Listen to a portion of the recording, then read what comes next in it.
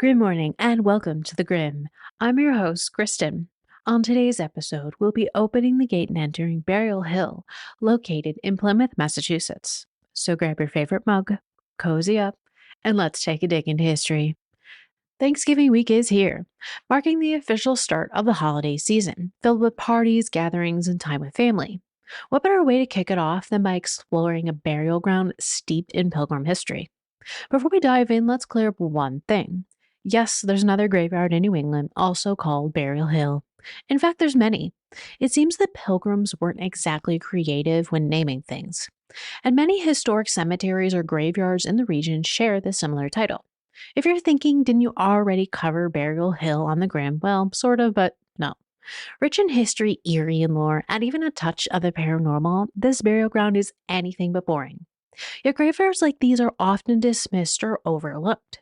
Each year, millions of Americans gather for Thanksgiving, a holiday rooted in the legacy of those buried here. Despite this connection, few consider visiting these hallowed grounds. But to me, stepping in these spaces is like stepping back in time, each headstone telling a story that shaped the foundations of America. In episode 1 of The Grim, we dove into the Miles Standish burial ground near Burial Hill and touched on the Pilgrims' history.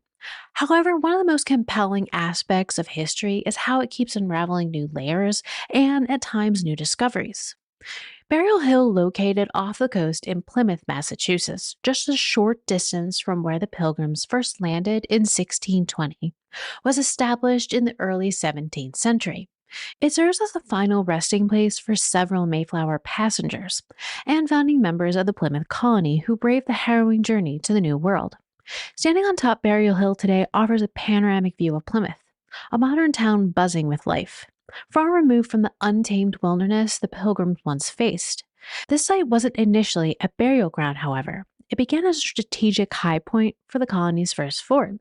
The fort played a critical role, serving as the settlement's first meeting house and first parish church until 1677. When it was no longer needed, its timbers were repurposed to construct Sergeant William Harlow's house on Sandwich Street in Plymouth.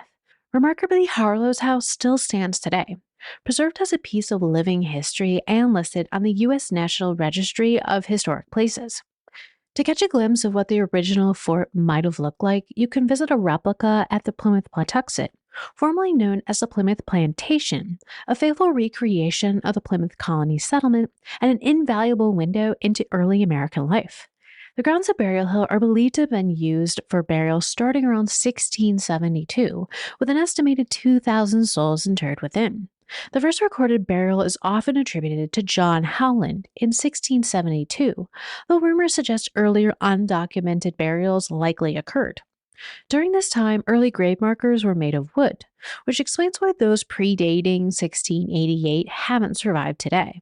The settlers then started using stone and slate and displaying the beautiful artworks we see today in New England graveyards. Many pilgrims sought America as a promised land for freedom, fleeing religious persecution in England. In 1608, they moved to Leiden in the Dutch Republic, where religious freedom was permitted. However, life in the Dutch Republic proved difficult. They struggled with poverty and feared losing their English identity as their children adapted to Dutch customs. This ultimately drove them to seek a new life in the New World. By this time, England had already established a colony in Jamestown, Virginia. To secure their own adventure, the Pilgrims spent 3 years negotiating with English authorities, resulting in a deal known as the Merchant Adventurers Agreement. They then set sail from the Dutch Republic on the Speedwell bound for Plymouth, England, to meet up with another ship, the Mayflower. However, the Speedwell proved unseaworthy, forcing them to consolidate passengers and supplies onto the Mayflower.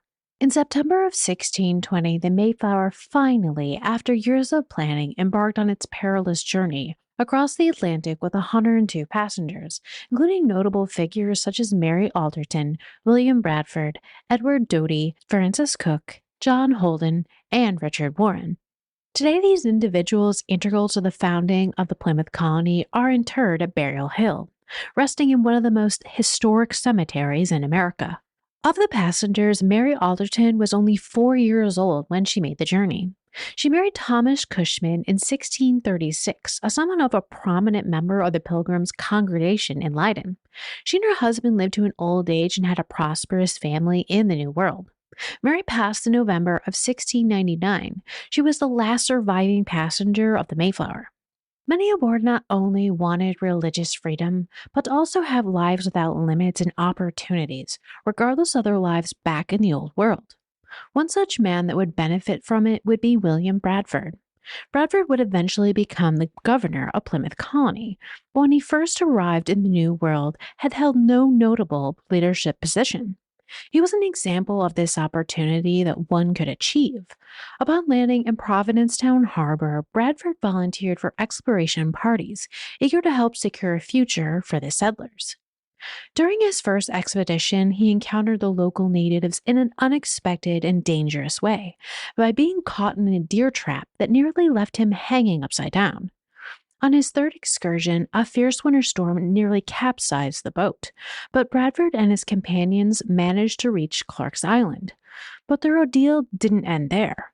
They endured severe exposure to the cold before finally being able to find a suitable location for the settlement, the site of what is now downtown Plymouth, Massachusetts. Tragedy struck when Bradford returned to the Mayflower to learn his wife Dorothy had died. She had fallen overboard and drowned while the ship was anchored in the harbor. Historians speculate that her death may have been a suicide, possibly driven by despair from the harsh conditions and uncertainty they faced. The cramped, unsanitary conditions aboard the Mayflower were already taking a grim toll on the passengers, with many succumbing to illness before the colony even started that led to death. Once Plymouth was underway, another blow came when the colony's first governor, John Carver, collapsed and died in the fields during a hot day in 1621. Bradford was chosen to succeed him and went on to serve as governor on and off for the rest of his life. His leadership was instrumental in shaping the colony's survival and growth. Bradford is best remembered as the father of American history for his detailed chronicle of the colony's early years. His journal, later titled Of Plymouth Plantation, provides a first-hand account of the settlers' struggles and achievements up to 1646. During the British occupation of Boston, his writings went missing, only to resurface in London in the Bishop of London's library at Fulham Palace. After considerable negotiation, the manuscripts were eventually returned to Massachusetts, where they rightfully belonged. Bradford passed away on May 9, 1657, and while he's buried at Plymouth Burial Hill Cemetery, a cenotaph also honors his memory. His legacy endures as both a leader of the colony and a historian who preserved the story of its perilous beginnings. Not everyone aboard the Mayflower was a peaceful settler in search of religious freedom, though. Among the passengers were indentured servants and tradesmen, referred to as strangers by the Pilgrims. One such individual was Edward Doty, a servant to Steve Hopkins and signer of the Mayflower Compact. Doty left a significant mark on the colony not for his virtues, but for his fiery temper and questionable behavior. Doty's first notable incident was a dispute with another servant from the Hopkins household, leading to the first recorded duel in New England. Armed with a sword and dagger, the two fought on June 18, 1621. Their punishment was particular. They were both bound together at the head and feet for 24 hours without food or water. However, Steve Hopkins successfully pled for their release. Despite his frequent troublemaking, including over 20 court cases involving fraud, slander, assault, and theft between 1632 and 1651, Doty managed to avoid severe punishment. Instead, he became a wealthy landowner and lived in the colony the rest of his life. Today he rests within Burial Hill, but no one's quite certain where his actual grave is, so a stone memorial commemorates him. Standing atop Burial Hill, the view over the town below feels timeless. It's hard to imagine New England an untamed wilderness, yet men like Francis Cook, another Mayflower Compact signer, played a key role in shaping it. Cook was an unseemly and unremarkable passenger, just an ordinary guy, but helped survey roads and lay out highways, working till his 70s to contribute to the growing community. Every passenger on the Mayflower, no matter their role, laid the foundation of what would become of America. Their journey was fraught with disease, starvation, and brutal winters, making survival itself a remarkable achievement. However, the so called Promised Land held grim surprises. On their excursions, settlers found the area littered with skeletal remains, evidence of a devastating plague that had struck the region between 1650 and 1619. Historians suspect this plague, which decimated the Patuxet tribe inhabiting the western coast of Cape Cod, may have been caused by leptospirosis, a bacterial infection spread through contaminated water or soil. The Patuxet tribe had prior encounters with Europeans, but their decimation left the land eerily empty, a grim reminder of the cost of colonial expansion. This devastation likely explains part of the initial wariness of the neighboring tribes toward the Pilgrims. Plymouth Colony's history is often romanticized, but its true story is often a complex tapestry woven with perseverance, sacrifice, and profound loss. History books often omit that Europeans ventured to the New World long before the Pilgrims, not only to fish or gather furs, but to also exploit resources, including human lives. While textbooks frequently romanticize the European conquest of the Americas as the creation of a civilized society from our barbaric land, the truth is far more unsettling. Under the guise of trade, Europeans would lure natives into their grasp only to capture them and transport them across the Atlantic. One such individual known to history as Squanto found himself in this very situation. He was taken aboard a ship bound for Spain, where owning Native Americans was technically illegal. However, the rise of the African slave trade, some saw opportunity to exploit legal gray areas for profit. Upon docking in Malaga, many captured natives were sold into servitude. Historians believe it was an intervention of friars opposed to slavery that allowed Squanto to escape a life of bondage. Eventually, Squanto made his way to London, where he lived for several years before securing passage back to the New World. Tragically, upon his return, he discovered his entire Patuxet tribe had been wiped out, likely by disease brought by Europeans, which was assumed first. Squanto, now the sole survivor of his people, became instrumental in the survival of the Pilgrims and their relations with local tribes, particularly the Poconoet. As an interpreter, guide, and advisor, Squanto's knowledge of English and the land was invaluable. He taught the settlers how to plant and fertilize native crops, facilitate the fur trade, and brokered peace between the Pilgrims and neighboring tribes. His efforts were crucial to the colony's survival during the most challenging of times. When the colony faced shortages and failing crops, Squanto joined the governor William Bradford on a trading expedition. During the journey, he fell ill with what settlers called an Indian fever. Bradford stayed by his side, nursing him for days, but Squanto ultimately succumbed to his illness. Bradford mourned his death as a profound loss to the colony, documenting it heavily in his journal. Squanto, whose real name is believed to have been Tisquantum, is interred in Burial Hill.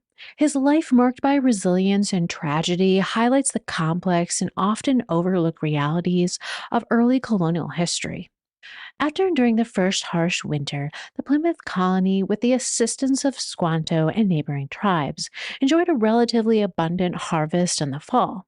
This prompted a giving of thanks, a religious practice common among the Pilgrims, who often observed days of thankfulness to God. However, Thanksgiving as a concept wasn't unique to Plymouth Colony. Settlers in Virginia in 1619 celebrated with a religious observance as dictated by their charter from the London Company after they first made land. The modern idea of Thanksgiving centered around a feast originates from Plymouth Colony. Governor William Bradford organized the event alongside the Wampanoag people, and it lasted for about 3 days. According to the Wampanoag descendants, the natives weren't initially invited to the celebration. Instead, they arrived fully armed after mistaking the settlers' celebratory gunfire for an attack. Once they were there, they then were invited to join the festivities. However, the legacy of Thanksgiving is fraught with complexities.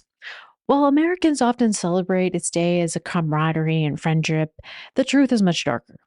The settlers stole the land, desecrated Wampanoag graves, and took food from the very people they later celebrated with. For the descendants of the Wampanoag, the Pilgrims interred at Burial Hill represent a painful and conflicted history that resurfaces each year with this holiday. It's not for some a day full of thankfulness that needed to be recognized on this episode of The Grim. Burial Hill serves as a resting place for the dead since the earliest of settlers and even prior with the Native Americans, with burials continuing until 1957. This long history presides over a wide range of interment dates within its grounds. Its origins as a burial ground site for victims of a plague or epidemic set the stage for its reputation as a highly haunted location. The dark side of settling the New World was marked with death and fear, casting a grim shadow over the area. Even the dead weren't spared indignities. Some graves were robbed, while others were disturbed in macabre ways, such as corpses being propped up at guarding posts to disguise them as the living. Perhaps it's this history of unrest and desecration that compels the spirits to linger on in Burial Hill to this day. One of the eeriest creatures that haunt Burial Hill is the Pukwudgie. Rooted in Wampanoag lore and later adapted in the Harry Potter universe, these small imp-like beings are known for their hairy, human-like features and their unsettling ability to appear and vanish at will. Far from friendly, Pukwudgies have a reputation for toying with humans, asking visitors in a low hiss to come out and play in chilling encounters. The most common experience, though, is far more subtle, yet no less disturbing. Visitors often report catching a fleeting, shadowy figure out of the corner of their eye, a glimpse of something not entirely of this world, watching and waiting. For many believers in the paranormal, hauntings or the energy of those unwilling to leave the land of the living are normally here for a reason. May it be unfinished business or a subtle tragic death, and perhaps that's where the next claim within the grounds come from. A haunting tragedy unfolded in Plymouth Harbor, leaving behind restless spirits that are said to wander Burial Hill to this day. Their story stems from an ill-fated voyage of the Brigadier General Arnold, which met its doom during a fierce winter storm in 1778. The ship set sail on Christmas Eve under the command of Captain James McGee. However, a brutal blizzard soon engulfed them at sea. Hoping to escape the storm, McGee navigated toward Plymouth Harbor. Yet the storm's ferocity kept local pilots from reaching the ship to guide it safely past the harbor's treacherous shoals and sandbars. Without aid, the General Arnold ran aground as the tide forced it onto the icy flats, damaging the ship's hull. Trapped by the ice, the crew endured the storm with no heat and little protection from the freezing winds. When the people of Plymouth discovered the ship's plight, they mounted a desperate rescue effort, lashing together ice floes and creating a makeshift bridge to reach the vessel. By the time they arrived, the scene was grim. 70 crew members had already succumbed to the cold. Of the 33 survivors, 9 more perished after being brought ashore. The tragedy left a chilling mark on Plymouth. The town courthouse served as a temporary morgue, and some bodies were so frozen that they had to be lowered into the town brook to thaw. The dead were later laid to rest in a mass grave on Burial Hill. Captain McGee, even though he survived, was deeply affected by the disaster.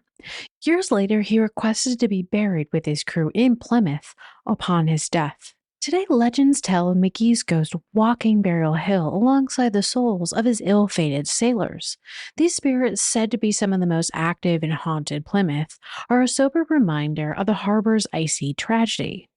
He's not the only one walking the grounds at night, though. Along the paths, a Victorian couple is seen paying their respects to their lost daughter, Elizabeth Spear. When visitors come across the Spears, the area is said to be overwhelmingly filled with sadness, and the air hangs heavy. The couple is seen most commonly walking the pathways and approaching the graveyard from Summer Street. Darcy Lee, in her book Ghosts of Plymouth, Massachusetts, suggests that Burial Hill is watched over by Native American spirits. One particularly eerie feature she describes is a tree with roots representing hands. According to local lore, a Native American guardian spirit is said to sit by this tree, observing visitors. Those who act disrespectfully or behave inappropriately might find themselves confronted in a frightening manner by this protective spirit.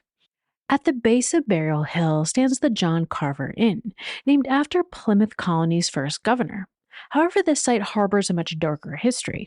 During the American Revolution, a house once occupied this location, serving as the residence for medical students who engaged in a macabre practice. Under the cover of darkness, the students would reportedly climb Burial Hill to steal corpses from freshly dug graves. The bodies were then used for their studies and experiments, turning the peaceful graveyard into an unwilling source for their grim pursuits. The cemetery is home to an array of early stone markers, many of which are regarded as remarkable examples of folk art. These gravestones not only memorialize the individuals they honor, but also showcase the artistry and symbolism of the era. They're pieces of art that tell stories about the people who lived, loved, and died in early New England. Edward Gray's gravestone, the oldest in the cemetery, dates from 1681. Feels like a connection to a distant past, a simple yet enduring reminder of the first settlers. The Goddard Children's headstone, with its three cherubs, each uniquely crafted, captures the heartbreak of lives lost too soon, but also the tenderness of those who remember them. Hannah Cooper's Medusa stone is striking and almost mystical, with its flowing, intricate design that feels alive even centuries later. Perez Tilson's headstone, with its expressive winged face, carved by the talented Ebenezer Sule Sr., seems to offer a sense of hope and transcendence, as if the soul it represents is soaring to something greater. And then there's Patience Watson's stone, a rare, deeply personal portrait of an individual, not just a generic figure, making it feel like you could almost meet her if you looked close enough. These stones aren't just grave markers, they're symbols of love, loss, and faith, crafted by hands that wanted to make sure that these lives and their stories would never be forgotten. Burial Hill is a place where history and legend intertwine, offering glimpses into both the triumphs and tragedies of early America. As we gather with friends and family this Thanksgiving, it's worth reflecting on the complex legacy of the Pilgrims and the land they settled, from the spirits of those who helped shape the nation to the lingering echoes of forgotten souls. Burial Hill is a testament to resilience, sacrifice, and perhaps unresolved mysteries. So the next time you find yourself in Plymouth, consider taking a walk through this historic graveyard. Let its stories remind you of the humanity, courage, and even the flaws that built the foundations of the holiday we now celebrate. The grave grind for Burial Hill was a Campfire 5 from Will & Co. Cafe. For more honorary grinds in the area, please visit the-grim.com. For now, we're closing the gate on Burial Hill. We hope you enjoyed our dig into history. If you did, subscribe today to join us next time when we open the gate on the Grim.